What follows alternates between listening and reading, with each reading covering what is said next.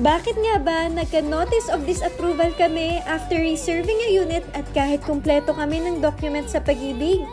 Good morning everyone! I am Criza May Santos at samahan niyo akong muli sa kwentong Urban Deca Homes Ortigas ko.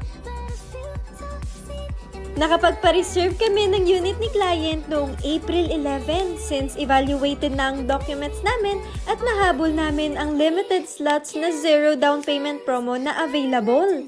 After 7 days, nakapag-online seminar na rin si client direct kay Pag-ibig since accredited tayo kay Pag-ibig.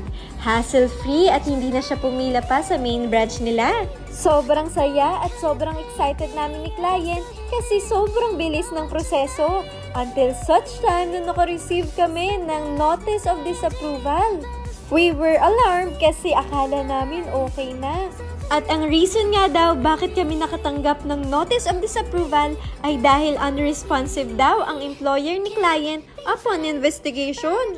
Syempre, inasikaso namin yun hanggang we prove them wrong. Nag-supply kami ng screenshot ng response ng employer kay Pag-ibig na si client ay active employee ng company nila.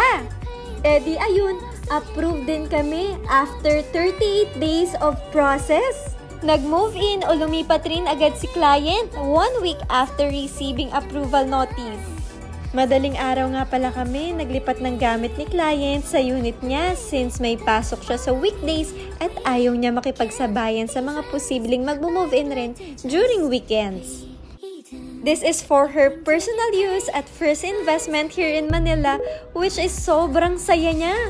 Hindi naman may kakaila because with just 10,000 nakalipat agad siya.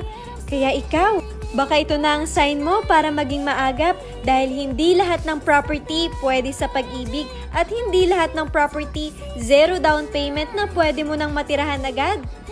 Again, this is Criza May Santos at nagko-congrats sa lahat ng kasama ko sa kwentong Urban Deca Homes Ortigas ko. Congrats ulit, madam!